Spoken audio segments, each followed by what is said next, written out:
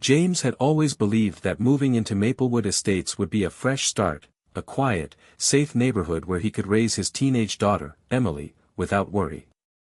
As a single father, stability meant everything to him.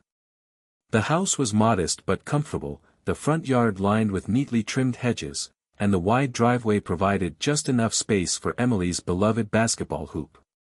It wasn't flashy, but it was home. The first few weeks were peaceful. He exchanged polite nods with neighbors, grilled burgers on weekends, and even attended an HOA meeting just to stay informed. But it didn't take long for James to notice the real power behind the HOA, Karen. With her ever-present clipboard, designer sunglasses, and an attitude that screamed self-importance, she ruled the neighborhood with an iron fist. From the moment she spotted James, her calculating gaze lingered, sizing him up as a potential problem. At first, James dismissed it as paranoia. After all, he paid his dues and followed the rules. What could she possibly have against him? But then came the first warning letter, and then the second, and with each unjustified fine, it became clear, Karen had made James her next target. James stared at the bright orange violation notice stuck to his front door, his jaw tightening as he yanked it down. Another fine. His eyes scanned the absurd accusations: unauthorized basketball hoop obstructing community aesthetics. Trash cans visible for more than 30 minutes past pickup time. Driveway oil stain exceeding allowable size limit. His hands clenched the paper as a familiar heat rose in his chest. This was the third notice this month. 3 fines in less than 30 days, all over nothing. Karen had wasted no time making his life miserable, nitpicking every minor detail like a hawk circling its prey. It was personal. James knew it. He'd seen her watching from her porch, smug satisfaction painted across her face as if waiting for him to break. At first, he had tried to stay calm. Maybe it's just bad luck. Maybe it'll pass. But when she approached him last week, clipboard in hand, with that patronizing smile, he realized this wasn't just about rules. "This neighborhood has standards, Mr. Walker," she had said, tapping her polished nails against her laminated HOA guidelines. "Some of us actually care about keeping it that way." James had bitten his tongue then, unwilling to start a war over petty neighborhood nonsense. But now, standing in his own doorway, staring at yet another manufactured fine, he could feel the frustration bubbling into something sharper: outrage. How was he supposed to fight back against rules that didn't seem to apply to anyone but him? He had seen other driveways with oil stains, other trash bins left out for hours, yet no one else had been fined. He stormed to his car, gripping the steering wheel as his pulse pounded in his ears. He needed to clear his head before he did something reckless, but the injustice of it all gnawed at him. This was his home. His daughter's home. And he wasn't going to let Karen bully them into submission. As he drove off, he made a silent vow: if Karen wanted a fight, she was about to get one. James didn't have to wait long for Karen's next move. It came the following afternoon, loud, shameless, and dripping with the kind of arrogance only she could muster. He had barely settled on his porch with a fresh cup of coffee when he spotted her strutting toward his driveway, clipboard clutched like a royal decree. Behind her, 2 burly men in stiff uniforms trailed along, Karen's so-called neighborhood security, a laughable title considering they looked more like goons she had plucked from a rent-a-cop agency. James set his cup down, exhaling slowly. "Here we go. Mr. Walker," Karen began, the usual condescension thick in her voice, "we need to discuss your repeated violations and lack of compliance." She waved a hand toward the driveway. "Your vehicle is still parked at an improper angle, your lawn is overgrown, and frankly, that basketball hoop is an eyesore." James arched an eyebrow, glancing at the perfectly trimmed grass and the basketball hoop that had been there for years without issue. It was obvious, Karen wasn't here to enforce rules. She was here to flex her power. "I see," James said, arms folding across his chest. "And that's why you brought your security entourage? To intimidate me into agreeing with your nonsense?" Karen's smile didn't falter, but her eyes glinted with irritation. I simply thought it best to have proper enforcement present. After all, we can't have homeowners thinking they're above the rules. James let out a slow, amused chuckle. Right. And you decided that my driveway, my lawn, and my basketball hoop are suddenly threats to the community? Karen pursed her lips, her grip tightening on her clipboard. It's about uniformity, Mr. Walker. Standards. If you refuse to comply, further action will be necessary. James' expression darkened. And what exactly does further action mean? Karen's smirk widened as one of her officers stepped forward, casually resting a hand on his belt like some low-rent enforcer. It means, Karen said, voice dripping with triumph, if you don't start following the rules, we'll start making things very difficult for you. James wasn't one to sit back and let someone like Karen steamroll him. If she wanted a war, she was about to get one. But first, he needed to see just how deep her control ran. If she was willing to fabricate violations and send her personal goons to intimidate him, what else was she hiding? That night, James sat at his desk, fingers drumming against the worn wood as he combed through every HOA document he could find. He had lived in this neighborhood long enough to know that Karen hadn't always been in charge. When she arrived, things had been normal, no excessive fines, no ridiculous bylaws, no dictatorship disguised as community service. But now, it was like she was running her own private kingdom, and James had a sneaking suspicion that her rule wasn't just built on arrogance, it was built on something far more sinister. After a few hours of digging, James stumbled upon something that made his breath hitch. Financial discrepancies. A lot of them. HOA funds were being funneled into vague, community improvement projects, but none of those projects had actually been completed. More digging uncovered a pattern of targeted fines, ones that suspiciously affected people like himself, homeowners who had challenged Karen in the past. A slow grin crept across James' face. Bingo. Still, he needed more. Hard evidence. Something concrete that would not only expose Karen's corruption but also turn the neighborhood against her once and for all. James checked the time, 2:07 a.m. He exhaled sharply, pushing back from his desk. If he wanted to catch Karen red-handed, he had to go straight to the source. The next night, James parked down the street and killed his headlights. He adjusted his rearview mirror, heart pounding as he watched Karen's house. If his instincts were right, she'd be making her usual late-night rounds. Sure enough, at precisely 11:45 p.m., Karen stepped outside, clipboard in hand, creeping toward yet another neighbor's house like a predator hunting its prey. James grabbed his camera. It was time to get proof. James kept his camera steady, his pulse thrumming in his ears as he zoomed in on Karen's every move. She moved through the neighborhood like a shadow, clipboard clutched to her chest like a prized weapon. This wasn't just a routine check, this was surveillance. She crept up to a neighbor's porch, snapped a picture of a garden gnome, and scribbled something down. Then she moved to another house, inspecting a mailbox as if its very existence offended her. James clenched his jaw. How had she convinced herself that this was normal? That terrorizing an entire community over trivial nonsense was her right? Then, she did something unexpected. She pulled out her phone, dialed a number, and spoke in a hushed, urgent tone. James strained to listen, but he could only catch snippets. Tomorrow morning, another violation, increase the fine, push for foreclosure. His blood ran cold. Foreclosure. Karen wasn't just harassing homeowners, she was setting them up to lose their homes. James tightened his grip on his camera, snapping more photos as she slithered back toward her house. This was bigger than just her petty HOA dictatorship. This was calculated financial ruin. The next morning, James made his rounds, knocking on doors, speaking to neighbors, piecing together the bigger picture. The stories he heard made his stomach twist. Mrs. Rodriguez, a retired teacher, had been fined over and over for a flower bed that was too disruptive to the uniform aesthetic. She had paid every fine, scraping by on her pension, until suddenly, Karen claimed she was delinquent. Now, foreclosure loomed over her head.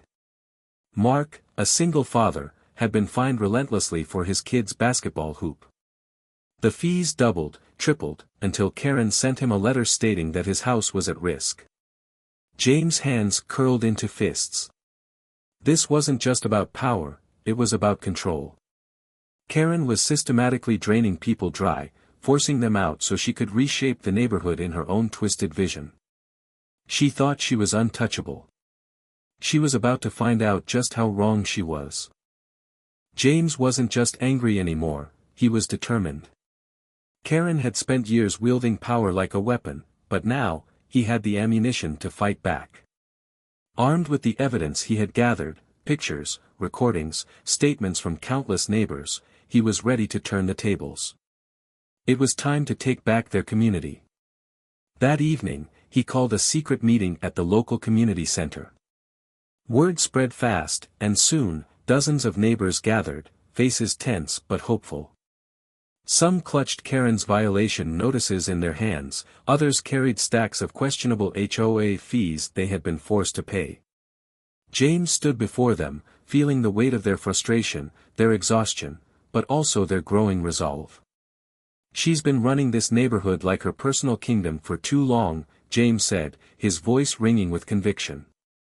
"She's bullied, threatened, and stolen from us, but no more. We have proof. We have a case. And we have each other." Murmurs of agreement rippled through the crowd. Some nodded fiercely, others clenched their fists, anger and hope mixing in their expressions. James took a deep breath and held up the thick file he had compiled. Karen had hidden behind rules, but now, those same rules would be her downfall. "With this, we can file official complaints with the city's housing authority. We can report her for illegal fines, harassment, and abuse of power.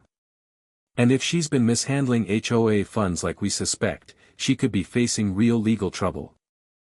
For the first time in years, the fear in his neighbor's eyes flickered into something stronger, defiance. Linda, the retired schoolteacher who had been forced to pay absurd fines for her garden, stood up. "Let's do it. I've had enough." Mark, the single father, clenched his jaw. "She threatened my home. I want to see her held accountable." One by one, voices joined in. The energy in the room shifted from hopelessness to power. Karen had spent years ruling over them with fear. Now, they were fighting back, with justice on their side. James had expected Karen to fight back, but he hadn't anticipated just how desperate she would become once she realized the walls were closing in. The day after the community meeting, a fresh wave of violation notices appeared on James' doorstep, 14 in total. Each one more absurd than the last: improper trash can placement. Grass blades exceeding the limit by 0.2 inches. A suspiciously unkempt welcome mat. It was clear, Karen was scrambling, lashing out in a last-ditch effort to maintain control. But James wasn't the only one targeted. Neighbors reported mysterious fines doubling overnight. Some found new restrictions placed on their properties without warning. Others even had their water shut off due to sudden compliance issues. It was an all-out retaliation. Then, things took a darker turn. That night, James noticed a car parked down the street, engine running, headlights off. It sat there for hours.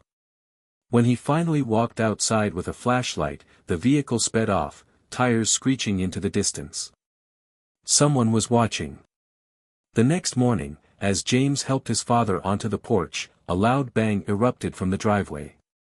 His heart lurched as he turned toward the noise, his mailbox, shattered on the ground, the post snapped clean in half. His father's face paled, hands tightening on the wheelchair armrests. "This has gone too far," James growled. He marched straight to Karen's house, fists clenched, rage simmering beneath his skin. Before he could even knock, the door flew open. There she stood, smug, arms crossed, fully expecting his fury. "Careful, James," she purred, tilting her head. "Getting angry won't help you. You see, you may have your little complaints, but I run this neighborhood. And I always win." James took a slow breath, a dangerous smirk creeping onto his lips. She didn't realize it yet, but her reign was crumbling beneath her feet. "You've already lost, Karen," he said, voice steady. "You just don't know it yet." And with that, he turned and walked away, because now, it was only a matter of time. James didn't have to wait long for karma to catch up with Karen. It came swiftly, dramatically, and in the most poetic way possible. The first sign of her downfall was the HOA board meeting, one she had called herself, thinking she still had control. But when James arrived, Karen wasn't her usual smug, composed self. She looked rattled, her clipboard clutched so tightly that her knuckles turned white. The whispers among the gathered homeowners confirmed it. Karen was on the defensive, and the tide had turned. James leaned against the back wall, arms crossed, waiting for the inevitable. "As you all know," Karen began, forcing a tight smile, "I've been working tirelessly to maintain the integrity of our community." "Oh, we know," Linda Matthews interrupted from the front row, arms folded. "We know about the fake complaints, the bogus fines, the illegal towings, and the harassment." Murmurs of agreement rippled through the room. Karen's eyes darted around, searching for support, but found none. Then, James stepped forward, holding up a thick binder. "And let's not forget these financial records, fines issued under fraudulent claims, and property violations. Oh, and this little gem," he slid a paper onto the table. "Karen Whitmore's personal slush fund." A gasp spread through the room. The evidence was undeniable. HOA funds, their money, had been used to finance Karen's home renovations, personal vacations, and even that ridiculous wrought iron fence she claimed was for community security. Karen's face drained of color. This is a misunderstanding," she stammered. Richard, the HOA president, sighed and removed his glasses. "Karen, we've reviewed the documents. It's not a misunderstanding. It's fraud." And just like that, the walls crumbled. The HOA voted, unanimously, to remove Karen from her position on the spot. But the true moment of vindication came when two uniformed officers stepped into the room. "Mrs. Whitmore," one of them said, holding out a warrant. "We need to have a word with you." As Karen was led away in handcuffs, James caught her wild, panicked gaze and simply smiled. Poetic justice had never looked so sweet. With Karen out of the picture, the neighborhood felt like it could finally breathe again. But James wasn't done yet. Karen may have been stripped of her title and publicly humiliated, but there was still unfinished business. The damage she had caused, the fines, the bogus violations, the fear she had instilled, needed to be undone. James wasn't about to let her venom linger over the people who had suffered under her rule. He started with the paper trail. Every unfair fine, every fraudulent charge Karen had issued, had to be accounted for. With the help of Linda, Greg, and other former HOA rebels, James compiled a master list of every homeowner who had been wronged. Within days, they had a thick stack of files detailing the financial injustices that had drained the wallets of hardworking residents. Then came the real punch.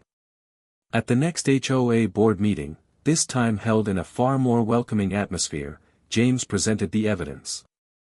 The weight of it was staggering. Some fines were small, like the ridiculous $50 charge for improper mailbox height, but others were outrageous. One single mother had been fined over $1,200 for unauthorized landscaping because she had planted a vegetable garden to feed her kids. "This has to be made right," James said, standing at the front of the room. "Every single one of these fines was issued in bad faith. We need to refund the money and restore trust in this community." Richard, now leading the HOA in Karen's absence, nodded solemnly. "You're absolutely right. This won't be easy, but we owe it to our neighbors. And so, Karen's empire of fear was officially dismantled. Refund checks were sent out. Homeowners who had been too scared to speak out were finally heard. And for the first time in years, Crestwood Estates felt like a real neighborhood, a place where people looked out for each other rather than over their shoulders. As James walked home that night, the air felt lighter. Justice had been served, but the best was yet to come. James had never been one to celebrate victories too soon, but this time was different. This wasn't just a win, it was a complete and utter dismantling of everything Karen had built her reign of terror upon. And for the first time since the battle had begun, he let himself revel in the triumph of it all. The day the final checks were mailed out, refunding every unfair fine Karen had ever issued, was the same day Crestwood Estates truly felt free. The air was different, lighter. The tension that had once kept homeowners cowering behind closed doors had been lifted, replaced with something James hadn't seen in a long time, genuine smiles. People were talking to each other again, their voices no longer laced with fear of being reported for some nonsense violation. Then came the moment that cemented Karen's downfall forever. It started as a joke. Linda and a few other HOA rebels pooled their money together and had a massive banner made. The next morning, it hung proudly from the Crestwood Estates entrance. Now a Karen-free community, welcome home. The neighborhood erupted into laughter when they saw it. Even Richard, who had spent years as Karen's reluctant second-in-command, chuckled and shook his head. The final, poetic stroke of justice. James learned through a friend in real estate that Karen had been blacklisted from multiple HOA-run communities. Word of her antics had spread far and wide, and no one was eager to have her pulling the same stunts elsewhere. As James stood on his porch that evening, a cold beer in hand, he let the weight of it all sink in. He glanced over at his father, who sat beside him, a peaceful expression on his face for the first time in months. "You did good, son," his father murmured.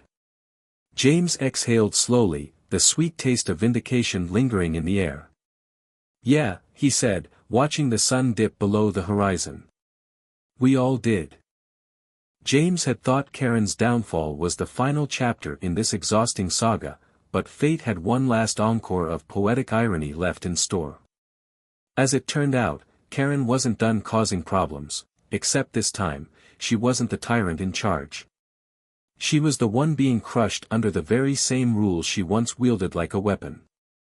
The news spread through Crestwood like wildfire. Karen had moved into another HOA-run community a few towns over, and almost immediately, she had tried to pull her usual power moves, only to find herself stonewalled at every turn. The HOA there already had a president, a woman just as ruthless and power-hungry as Karen herself. For the first time in her life, Karen was on the receiving end of the very rules she had once enforced so mercilessly. James couldn't help but chuckle when he heard the details. Karen had been fined for having the wrong shade of shutters, just as she had fined others for mailbox colors. She had been cited for an unauthorized garden arrangement after planting a few flowers, just as she had once tormented a neighbor for their lawn gnome. And the ultimate humiliation? She had been hit with repeated parking violations. Sound familiar? But the real kicker came when Karen tried to run for a position on the HOA board in her new community. She had assumed she would be welcomed with open arms, ready to reclaim her throne. Instead, her reputation had preceded her. Not only was she denied a position, but the board had banned her from even attending meetings after she tried to stir up drama. James received a message from Linda, who had been following the saga with gleeful amusement. Guess what? Karen put her house up for sale, again. Couldn't last a month under her own brand of tyranny. Poetic, huh? James grinned, shaking his head. Poetic justice at its finest. For years, Karen had made people miserable under the guise of community standards. Now, she was learning the hard way that the rules don't feel so righteous when they're being used against you. With Karen gone, Crestwood Estates felt like a neighborhood reborn. The air felt lighter, the tension that had gripped the community for years dissipating like morning fog. It started with small but meaningful changes. Neighbors who had once avoided eye contact in fear of HOA fines were now chatting in their front yards, children laughing as they rode their bikes down the sidewalks Karen once policed with military precision. The community, once divided by fear, was now bound together by a shared victory. One of the first things the new HOA board did was repeal nearly every ridiculous rule Karen had enforced.